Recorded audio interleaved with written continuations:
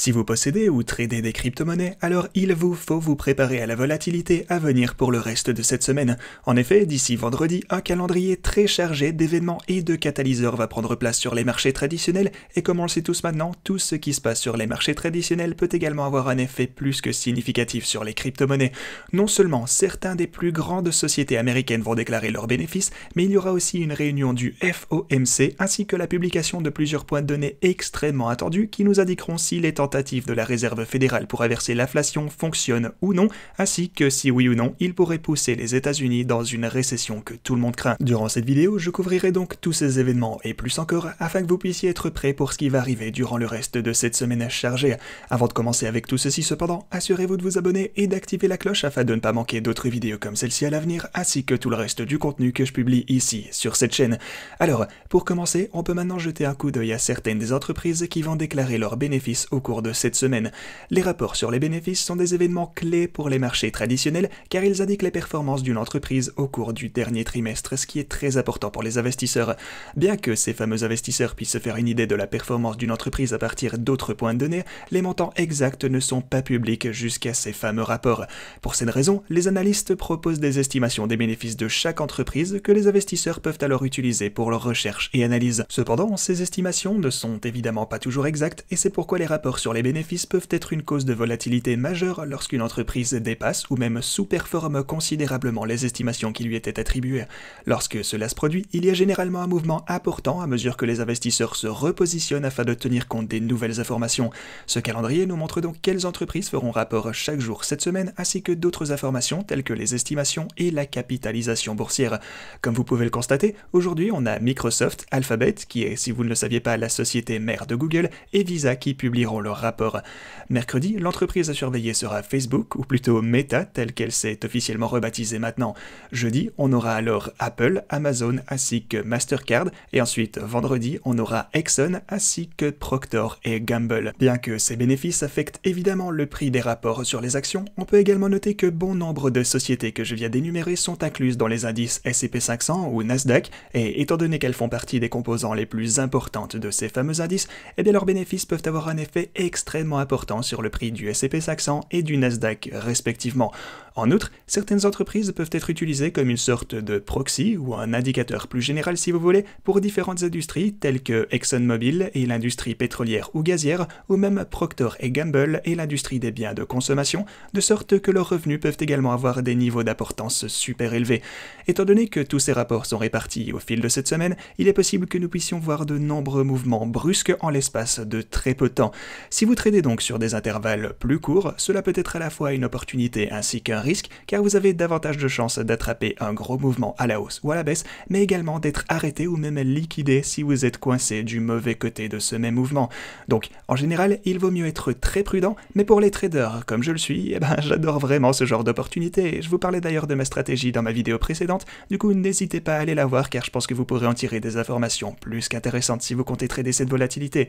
Une autre chose dont j'aimerais maintenant vous parler, avant qu'on ne passe à d'autres événements super importants que l'on doit surveiller durant la semaine à venir, c'est le sponsor de la vidéo d'aujourd'hui qui n'est autre que Linqto. Alors, comme beaucoup d'entre vous le savent probablement, investir dans des entreprises privées à forte croissance ainsi qu'en phase avancée, et ce avant qu'elle n'ait un événement de liquidité, comme par exemple une acquisition ou avant une introduction en bourse et qu'elle soit donc cotée publiquement, peut être très rentable et générer des rendements plus qu'importants. Malheureusement, la plupart des opportunités d'investissement en capital investissement et même en capital risque ou VC ne sont accessibles qu'aux grandes maisons d'investissement institutionnelles ou à d'autres entités d'élite qui bénéficient d'un accès privilégié à ces investissements. En fait, seuls 2% des investisseurs éligibles sont actuellement actifs sur les marchés privés. Cependant, on a trouvé une entreprise intéressante qui chamboule l'espace pour l'investisseur moyen. En effet, Linqto permet aux investisseurs d'accéder à cette classe d'investissement la plus performante. Ils y ont déjà en fait investi plus de 135 millions de dollars sur la plateforme à un minimum de 10 000 $,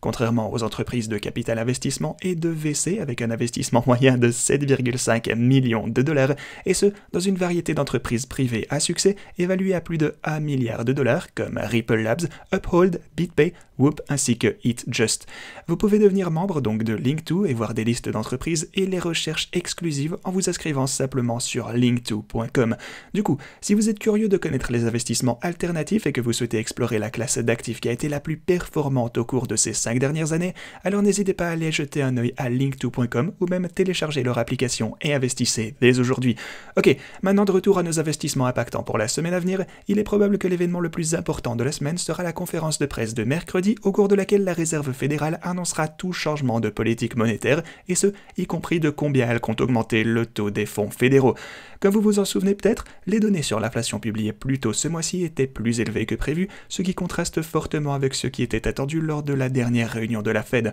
En conséquence, il ne serait pas surprenant de voir une autre augmentation de 0,75%. Une façon de voir ce que le marché attendait de la Fed, c'est de jeter un coup d'œil au contrat à terme sur les taux des fonds fédéraux qu'on peut voir juste ici, qui nous indique que les marchés ont actuellement évalué une probabilité d'environ 77,5% que la Fed augmente ses taux de 0,75%, ainsi qu'une probabilité d'environ 22,5% qu'il les augmente plutôt de 1% complet. Bien qu'il soit super important de prêter attention à tout changement de taux, ce n'est pas en fait la seule chose à laquelle les investisseurs doivent faire attention. Au cours de cette conférence de presse, on apprendra également comment la Fed interprète les données économiques dont elle dispose et ses plans pour l'avenir pour les gérer. Par exemple, ils peuvent indiquer qu'ils pensent que leur plan actuel est toujours valable et qu'ils n'apporteront pas de changement majeur d'orientation, ou même ils pourraient annoncer qu'ils pensent qu'ils doivent être plus agressifs avec leur politique, ce qui pourrait inclure quelque chose comme réduire davantage la taille de leur bilan ou en augmentant même la vitesse à laquelle ils comptent le réduire. Tout ce qui va dans le sens d'être plus agressif pourrait impacter les marchés de manière plus que négativement.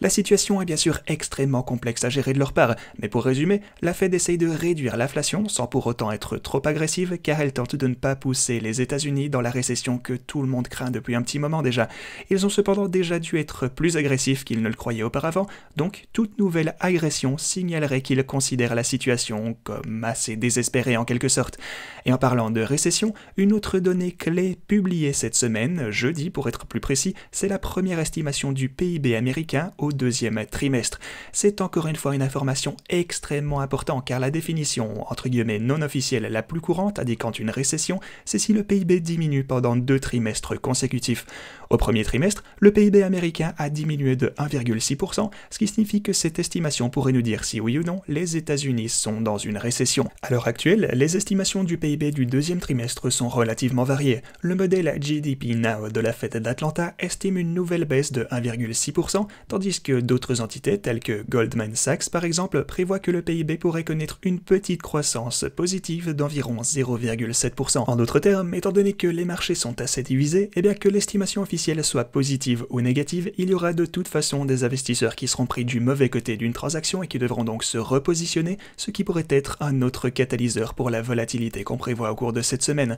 Ok, bien que ce que j'ai couvert jusqu'à présent soient les principales choses à surveiller au cours de cette semaine, il existe toujours un certain nombre d'autres éléments de données qui, bien que moins importants, ont tout de même le potentiel d'affecter les marchés considérablement. Il s'agit notamment des données sur les marchés de l'immobilier, des données sur les revenus et les dépenses des particuliers, des chiffres sur l'emploi, le sentiment des consommateurs, etc. Il y a une bonne raison pour laquelle le CNBC dit que cette semaine sera peut-être la plus importante de tout l'été. En dehors du potentiel de volatilité, toutes les données publiées cette semaine devraient également nous donner une meilleure idée de la direction que prennent les marchés au moyen et au long terme, ce qui a été assez incertain jusqu'à présent au cours de cette année. Une autre chose intéressante à laquelle il faudra prêter attention tout au long de cela sera de savoir si la corrélation du Bitcoin avec les marchés traditionnels va pouvoir augmenter ou même diminuer. Ici, on a les graphiques de la corrélation du Bitcoin avec le S&P 500 ainsi que le Nasdaq sur l'intervalle journalier. Bien que ces fameuses corrélations aient légèrement diminué au cours des quelques derniers jours, elles sont toujours significativement en hausse depuis le début de ce mois où elles avaient presque disparu comme on l'aimait. Si on finit par constater une baisse des marchés traditionnels à la suite des événements de cette semaine, il serait donc idéal de voir le Bitcoin continuer au moins au minimum de latéraliser plutôt que de s'effondrer aux côtés des actions. Voilà les gars, je vais continuer à vous mettre à jour à propos des événements importants qui arriveront non seulement cette semaine, mais aussi pour toutes les semaines à venir. À chaque fois qu'une période aussi chargée arrivera, eh bien je vous ferai parvenir l'une de ces vidéos sans attendre. Du coup, si vous avez apprécié ces informations, alors n'hésitez pas à vous abonner et activer la cloche pour me le faire savoir. Sinon, merci beaucoup d'avoir regardé et moi je vous dis à la prochaine.